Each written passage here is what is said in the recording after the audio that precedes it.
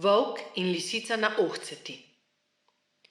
V starih časih so bile v naših krajih dolge in mrzle zime. Premražene in lačne živali so v gozdu čakale na pomlad, saj jim je vedno primanjkovalo hrane. Tisto leto je bila zima še posebej dolga, kajti sneg je zapadel že pozno jeseni. Živali so po gozdu zaman iskale kaj za podzob. Tako sta se nekega dne srečala volk in lisica, ki sta tudi tokrat brez uspeha iskala hrano.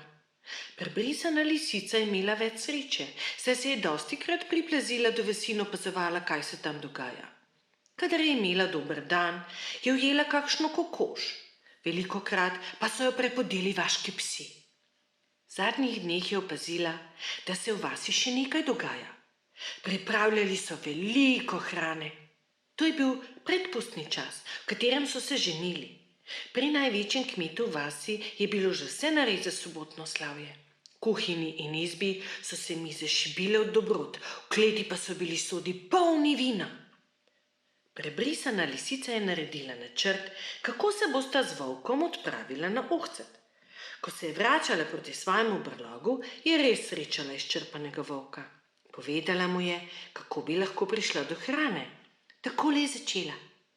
Sobota bo v vasi dosti hrane, vino pa bo teklo v potokih, tudi midva se lahko do sitega najeva.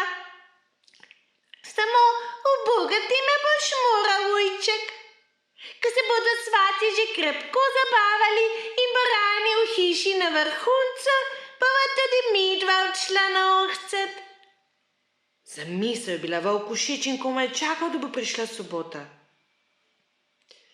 In res, že zgodaj popoldne sta se odpravila k grmu za vasjo, kjer sta opazovala, kaj se dogaja.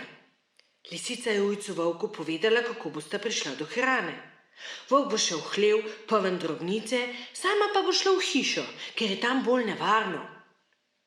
Volk je bil presenečen in hkrati zelo vesel, kako prijazna je sestrinja lisica.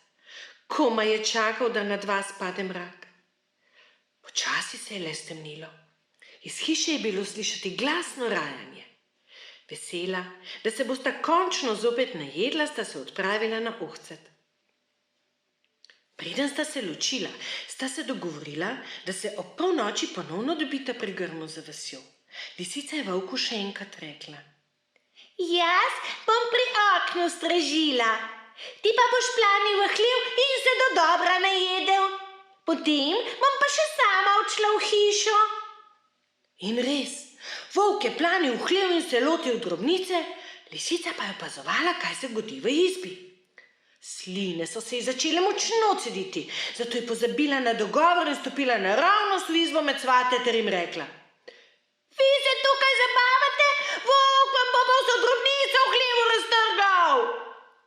Svatje so pograbili palice in drugo kmečko orodje in se odpravili v hlev, kjer so volka premlatili. Ubogi revež se je komaj izmuznil. Ves krvav in pretepen se je le s težavo prevlekel na dogovorjeni kraj. Lisica pa se je medtem, ko so svatje tepli volka, za pečjo gostila z dobrotami. Ko je slišala, da se gostje vračajo, se je hitro izmaknila. Vsa vesela in prenajedena od obilice hrane je prišla do grma, kjer jo je čakal prestrašen in do kosti pretepen volk. Lisici ni bilo do hoje, ker se je preveč najedla. Na volkovo pregovarjanje sta se le počasi odpravila proti gozdu. Lisica je vse pot tarnala, da se je ubogi volk usmilil. Nalagala se mu je, da so jo svatje tako tepli, da jo celo možgani ven gledajo. Volk si je prebrisano lisico naložil na hrbet in jo počasi nesel. Lisici je bilo pa tako prijetno, da je začela peti. Ta bolnica zdravka nese. Ko je volk slišal, kaj lisica poje, se je razjezil. Lisica pa ga je potolažila, češ da je zaradi udarcev po glavi izgubila razsodnost. Volk jo je z zadnjimi močmi prinesel do njenega brloga. Lisica pa se je komaj zavlekla vanj, tako sita je bila. Volk, čigar kosti so bile vse polomljene, se je z veliko težavo privlekel do svojega brloga, kjer je še dolgo celil svoje rane. Od tistih dni volk in lisica nista več prijatelja.